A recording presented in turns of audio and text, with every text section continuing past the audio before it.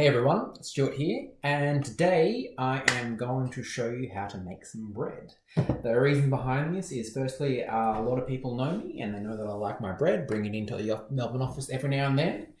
And also, given that Shani is now doing some yoga in the morning, I feel like I need to balance out that whole health thing with some delicious carbs. So today I am going to be making some No Knead bread. There is a bunch of actual science behind how this works, and I am, unfortunately, not a bread scientist. So I'll give you a rough sort of idea.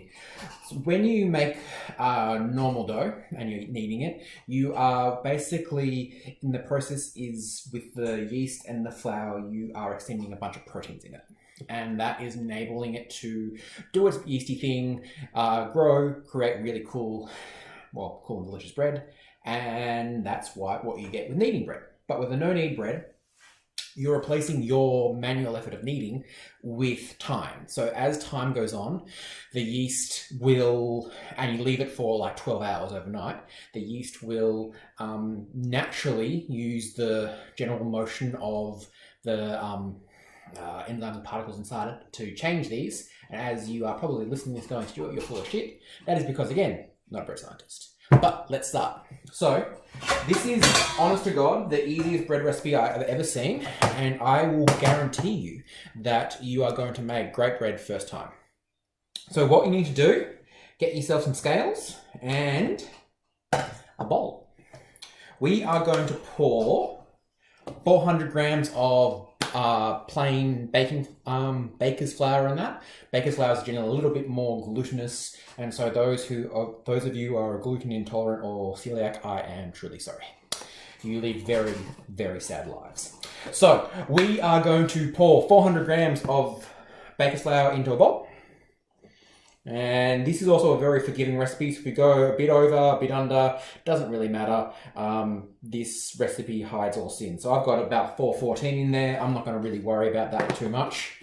Then we're going to add in our yeast, and I just got a spoon, so I'll be right back. The amount of yeast we need is 2 grams. A lot of recipes you'll see talk about cups and teaspoons and that sort of thing. I generally prefer to use grams measurements because depending on how you pack a cup, if you push it down, if you're not going to get a really accurate amount, and values can be all skew-if. But if you go by grams, you're always going to be pretty accurate. So we're going for 2 grams. I put in 4. That's fine.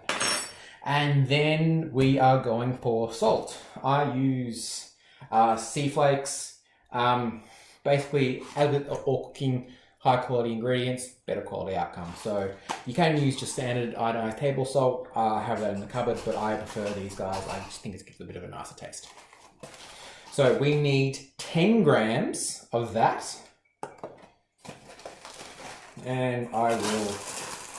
And you may or may not be hearing in the background sounds of what sounds like metal banging on metal. That is because my wonderful wife has many guinea pigs and they are sort of there.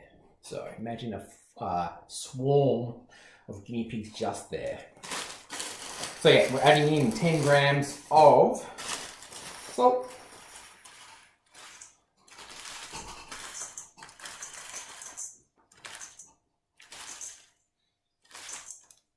And there we go. Ooh, I actually got one measurement right. Bang on 10 grams. So that is it for our dry ingredients. Now we're moving on to the wet. I say wet because normally you'll do water, but in this, the darkest timeline with COVID, a lot of you, like me, will be drinking a lot of these. And so what we can do is share with our delicious bread brothers. Rip it and ribbit. So what we do is we want about 300 grams of liquid. If you want, you can just do 300 grams of water. I've done a couple of those that way and they taste great. Otherwise, we can do about 250 of water and 50 of delicious, delicious beer. And so let me just pour some in, give some to myself.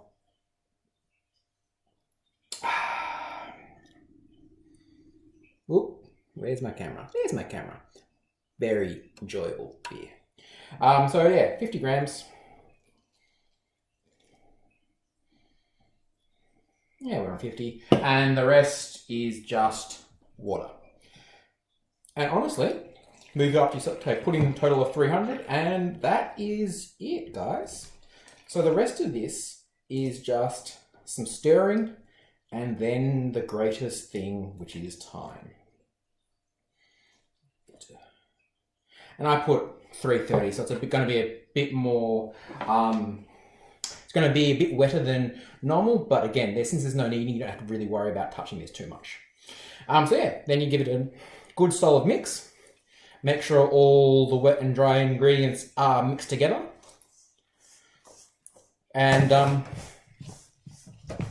then what we're going to do, once this is all done, we are going to leave it for at least 12 hours. So right now I'm looking at about 8 o'clock at night. So tomorrow, around between 7 and 8, I'll come back on and we will do the next step.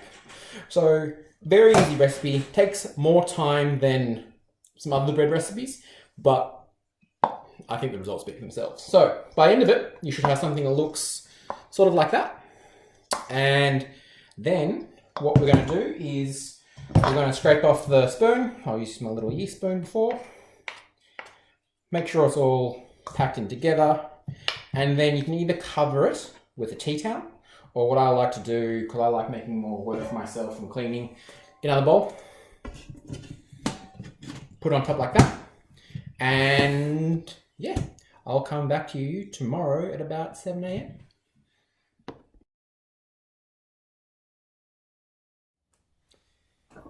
Hey everyone, it is now the morning and we're about to check on our bread.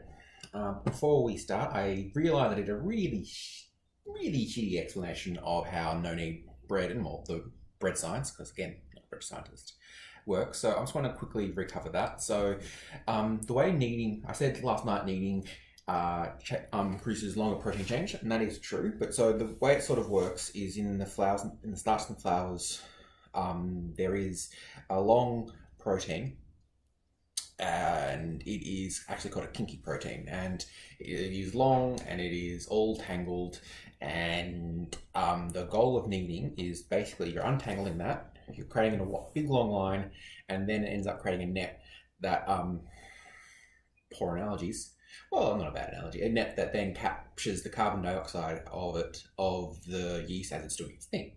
So that's why when you've done your kneading and then you set it aside for a while, you'll see the bread expands. So the way that the No Knead bread works is, like I said last night, the time and just the general activity of the yeast anyway will cause that to happen. But it is because flour has a general,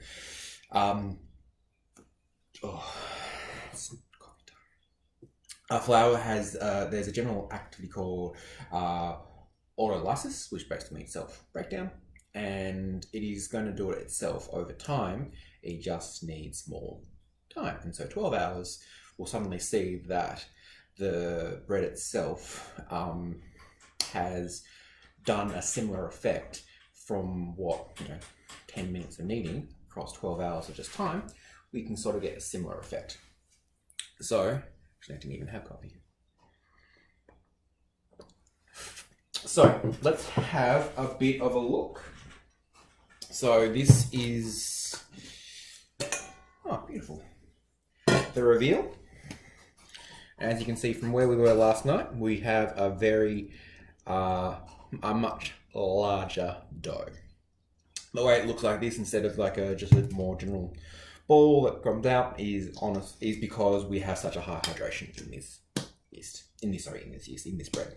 So the next step is pretty quick and easy. What we're going to be doing is we're going to be folding it in on itself, and we're just going to do it 4 ways. So you go from that side into the middle, twist, right in the middle, twist, the middle, twist, into the middle.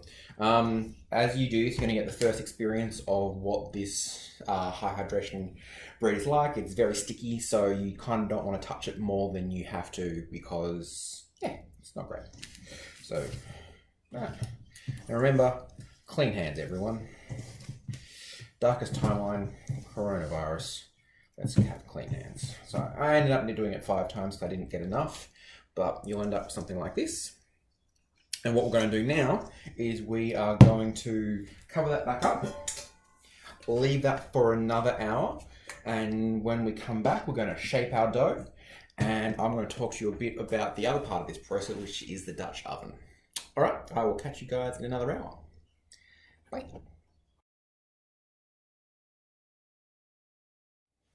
Hey everyone, it has been another hour, so we're moving on to the next step, and we are going to now be shaping our dough into a ball.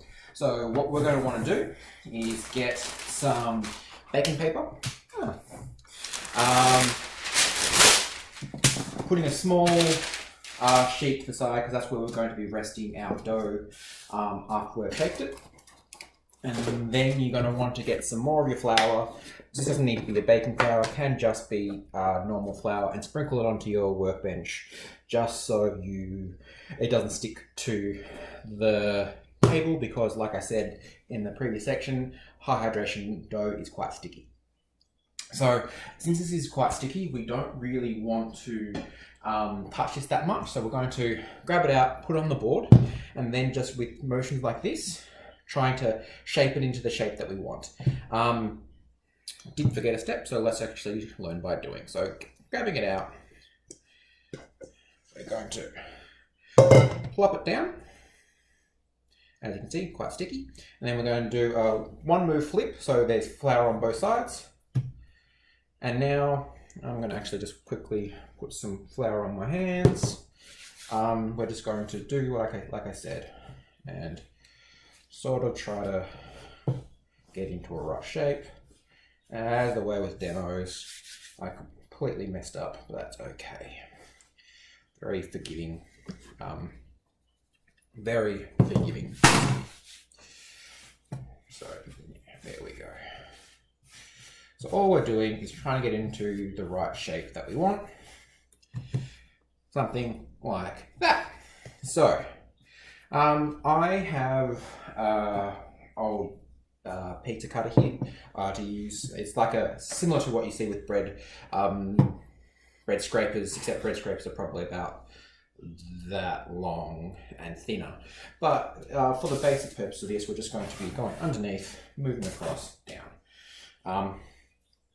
And that is it for the bread shaping. Before we put it in the oven, we're going to make some artisanal cuts.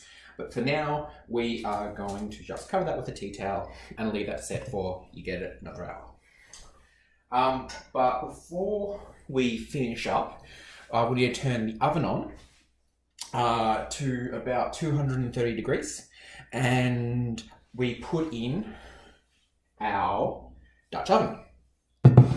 So the way Dutch ovening works is that you put it in and you have this is a cast iron pot, and you put it in, and so when the oven gets up to temperature, inside the Dutch oven is going to be the same temperature as the oven.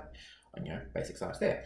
But what happens is when you put the bread inside, there is a lot shorter. The massive heat mass, or massive basic thermal block of the cast iron sides, results in there's a lot smaller distance for the heat to travel from the Dutch oven to the bread. So basically you're making a mini oven inside your larger oven. So this is actually how ovens actually work. They have the sides, thermal mass, and transferring the heat through.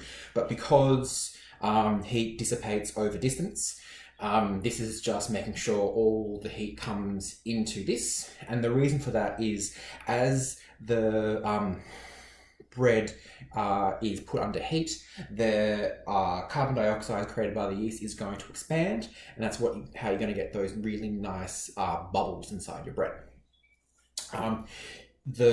But also the proteins are going to harden, and so you're trying to get as much heat into it as fast as possible before the proteins harden to get a really nice airy bread.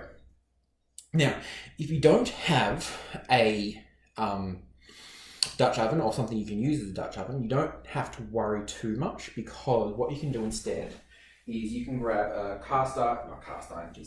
oven-proof dish, something like this, fill it up with, I'll say, about halfway full of water.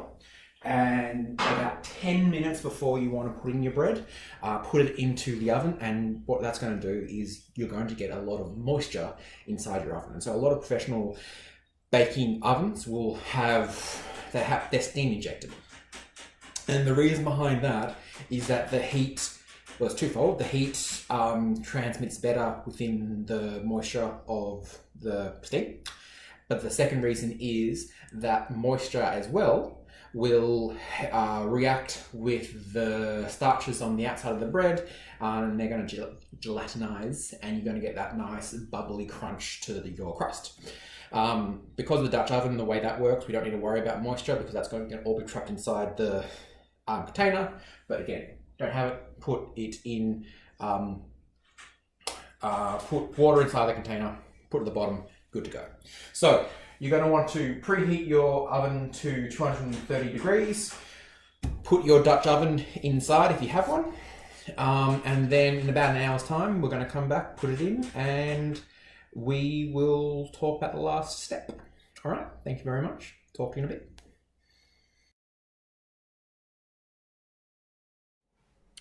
Hey everyone, back again, and we're almost there, I promise you. So we've rested the shaped ball for about an hour, and you'll see it's probably expanded again. The next step is getting a sharp knife and doing some artisanal cuts. This just allows the dough, as it expands, to expand along these lines. If you don't do this, or you don't do it well enough, you'll see that it will burst a couple of seams. No issue if that happens. It's just about, this is all about looks. So you want to make sure the cuts are deep enough that they can expand. I always mess this up, so it doesn't really matter. Yes, as I've said several times, this recipe is very forgiving. So now that we've done that, you're going to get if you've done a Dutch oven, you're going to get the Dutch oven and bring it out. If you haven't, you should have put in the water container about 10 minutes ago. And we're going to grab this out.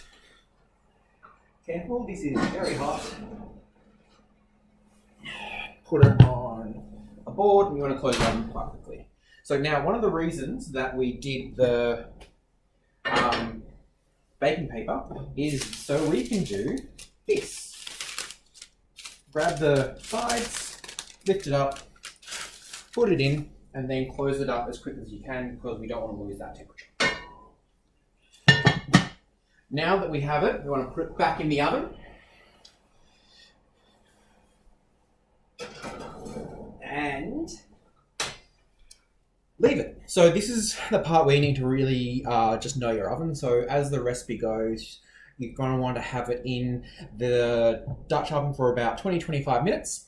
And then you're going to take off the top and put it in for another 20-25 minutes. The time that you do it, the longer it's going to be a bit of a darker crust, but it also depends on how good your oven is. So you know that just as you need to. If you don't have the Dutch oven and are just doing it for with the water at the bottom, just put it in for 50 minutes in total. I'm not going to record me taking off the top, so our next video will be our last, and we will see the final product. Looking forward to it. All right, catch up.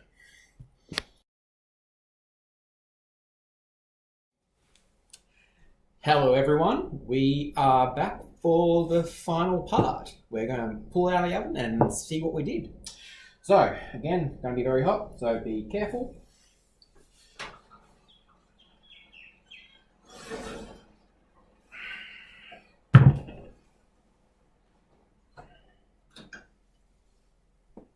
So the benefit of using the baking paper as well is you can easily get this out because it's been in there for like 50 minutes now in 230 degrees, so it is going to be hot.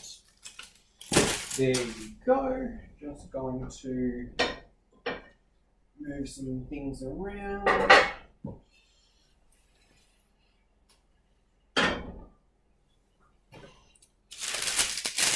And then what I just do is slide that off.